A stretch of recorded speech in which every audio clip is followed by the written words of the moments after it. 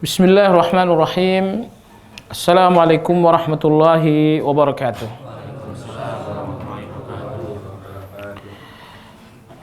Innal hamdalillah nahmaduhu wa nasta'inuhu wa nastaghfiruh. Wa na'udzu billahi min shururi anfusina wa min sayyiati a'malina. Man yahdihillahu fala mudilla lahu ومن يضلل فلا هادي له وأشهد أن لا إله إلا الله وحده لا شريك له وأشهد أن محمدا عبده ورسوله لا نبي بعده اللهم صل وسلم على محمد وعلى آله وأصحابه ومن اتبعهم بإحسان إلى يوم الدين. يا أيها الذين آمنوا اتقوا الله حق تقاته ولا تموتن إلا وأنتم مسلمون. Kaum muslimin wal muslimat dan para pemirsa dimanapun Anda berada, kajian tafsir surat Al-Ma'idah pagi hari ini insyaallah akan memasuki pembahasan ayat yang ke-16. Allah Azza wa Jalla berfirman, A'udzu billahi minasyaitonir rajim, yahdi bihillahu man ittaba'a ridwanahu subulas salam wa yukhrijuhum minadh dhulumati ilan nuri biiznihi wa yahdihim ila siratim mustaqim. Terjemahannya dalam bahasa Indonesia kurang lebih, yahdi bihillah, dengan Al-Quran itulah Allah memberikan hidayah. Manittaba'a ridwanahu, kepada orang-orang yang mengikuti dan mencari keridhaan Allah. Subulas salam, hidayah yang mengantarkan mereka kepada jalan-jalan keselamatan. Wa yukhrijuhum minadh dhulumati ilan nur biiznih, hidayah yang mengeluarkan mereka dari kegelapan-kegelapan menuju sebuah cahaya Islam dengan izin Allah. Wa yahdihim, dan Allah memberi mereka hidayah ila siratim mustaqim, kepada jalan yang lurus. Pada ayat ke-15, jemaah sekalian, Allah Subhanahu wa taala berbicara kepada ahli kitab bahwa telah datang ke tengah kalian seorang nabi yang membawa kitab yang sangat jelas, yaitu Al-Quran. Itulah pembicaraan pada ayat yang ke-15. Kemudian pada ayat yang ke-16 ini Allah Subhanahu wa taala menjelaskan tiga hikmah apabila kalian mengikuti kitab tersebut. Allah Subhanahu wa taala berfirman, hasil pertama karena mengikuti kitab yang dibawa oleh Nabi sallallahu alaihi wasallam adalah subulas salam. Ini hasil yang pertama.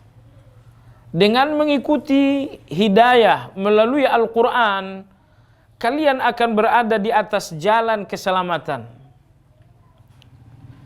Kemudian hikmah kedua, buah kedua dari mengikuti hidayah, yukhrijuhum minadh dhulumati ilan nur. Dengan hidayah itu kalian akan keluar dari kegelapan sehingga kalian berada di atas cahaya. Hikmah yang ketiga, wa yahdihim ila siratim mustaqim.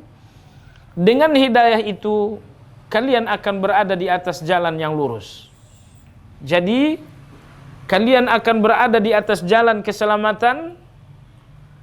Kalian akan keluar dari kegelapan dan sepenuhnya berada dalam cahaya. Dan yang ketiga, kalian akan berada di atas jalan yang lurus. Inilah tiga hasil dan buah dari hidayah yang diberikan oleh Allah Subhanahu wa taala. Dan inilah pembicaraan global pada ayat ke-16 penjelasan Allah Subhanahu wa taala tentang 3 hasil dari hidayah. Nah, adapun pelajaran-pelajaran secara rinci dalam ayat yang mulia sebagai berikut. Pelajaran yang pertama, hidayah hanya dari Allah Subhanahu wa taala. Maka Allah berfirman, yahdi bihillah. Dengan Al-Quran itu Allah memberikan hidayah. Maka hidayah hanya dari Allah Subhanahu wa ta'ala.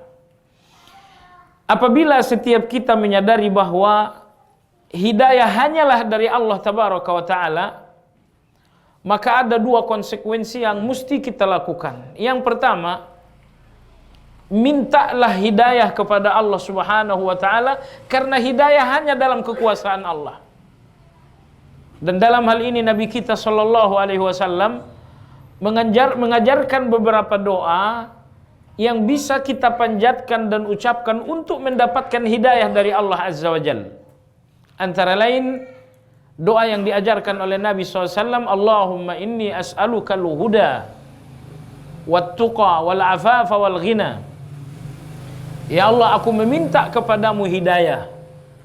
Baik. Hidayah hanya dalam genggaman Allah, hanya ada dalam kekuasaan Allah. Konsekuensinya ada 2. Yang pertama, mintalah hidayah kepada Allah. Dan konsekuensi yang kedua, jangan pernah melihat bahwa hidayah itu adalah hasil dari kemampuan Anda. Bahwa Anda memiliki kecerdasan memahami Al-Quran dan memahami sunnah.